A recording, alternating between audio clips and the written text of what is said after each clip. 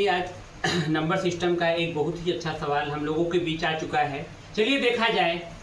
ये सवाल कह रहा है कि यदि 8 अंकों की संख्या 1, 2, 3, 4, 5, 6 और अंतिम 2 डिजिट दिया नहीं है, 8 से विभाज्य है, तो एक्स वाई की कुल कितने संभावित युग्म होंगे, ये पूछा है।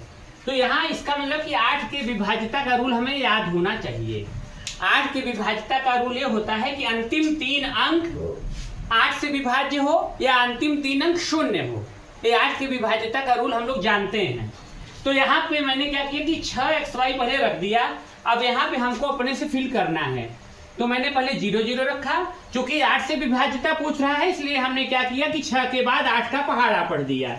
8 के 8, 8 दूनी 16, 8 त्रिक 24, 8 चौक 32, 8 पंचे 40, 8 छंग 48, 8 सत्ते 56, 8 अट्ठाई 64, 8 नवा 72, 8 दहमा 80, फिर 8 8 हो बढ़ा दिया, 88 96 हो गया। इस तरह से कुल 13 संभावित मान इसमें होंगे। बोल रहे हैं 40 से 80 के बीच सभी अभाज्य संख्याओं का योग कितना है। तो इसे हम 40 से 80 के बीच कुल अभाज्य संख्या पहले हम देख लें कितना है। 41, 43, 47, 53, 59, 61, 67, 71, 73, 79, ये आपके अभाज्य संख्या है। अभाज्य संख्या जिसे हम कहते हैं प्राइम नंबर्स। अब इसका योग करना है। योग हमसे पूछा है 41 प्लस 43 प्लस 47 प्लस 53, 59, 61, 67, 71, 73, 79, इसका पूरा जोड़ करेंगे कितना आएगा? 594। 594 यही हमारा रिक्वायर्ड आंसर है। तो ऐसे ही सवाल कंपटीशन में आ रहे हैं जिसको हम आसानी से लगा सकते हैं। इस प्रश्न में हम देख रहे हैं भाजक भागफल का 25 गुना है तथा शेषफल का 5 गुना है। यदि भागफल 16 हो तो भाज्य है। ये भी बहुत आसान सवाल है। भाजक बराबर 25 गुणित भागफल दिया हुआ है, ये दिया है। और भाजक बराबर कंडीशन दूसरा है 5 गुणित शेषफल, ये भी आपका कंडीशन दिया हुआ है। अब हम और सवाल में दिया है भागफल 16 हो, तो हमने क्या किया कि भाजक निकालने के लिए 25 × 16 कर दिया, तो अपने आप यहाँ से भाजक निकल आया। अब भाजक यहाँ से निकला 25 × 16 यहाँ रख दिया, 25 × 16 बटे 5 कर दिया, तो शेषफल आ गया आपको ऑटोमेटिक। और सूत्र हमें पता है भाज्य बराबर भाजक इंटू भागफल प्लस शेषफल। यहाँ पे भाज्य हमसे पूछ ही रहा था।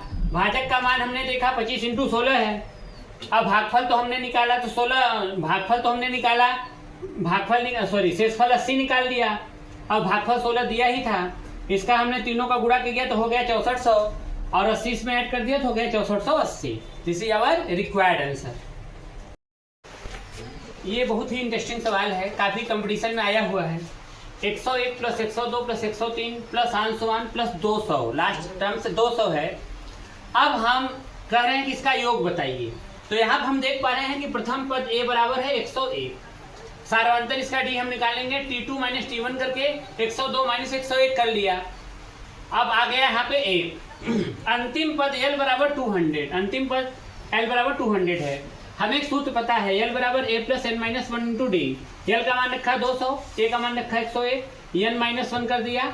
फिर इसको हम 101 को ट्रांसफर कर लिए, 200 माइनस 101 हो गया, ये हो गया आपका 99 प्लस 1, n बराबर 100 आ गया।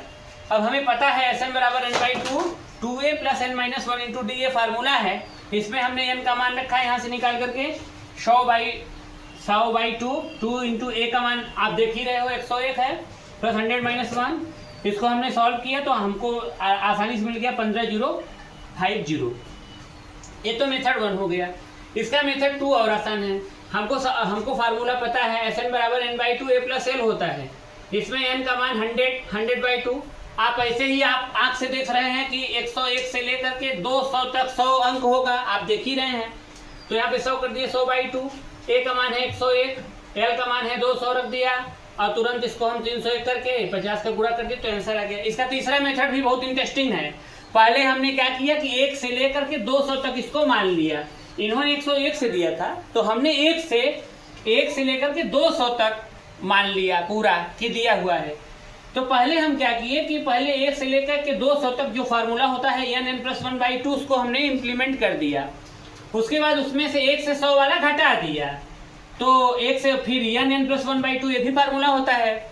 तो उसके बाद हम इसको हल कर दिए, हल करने के बाद इसको निकाल लिए तो ये आंसर आ गया। तो ये तीनों रूल आप समझ सकते हैं कि इसको आसानी से किया जा सकता है, इसमें कोई दिक्कत नहीं है।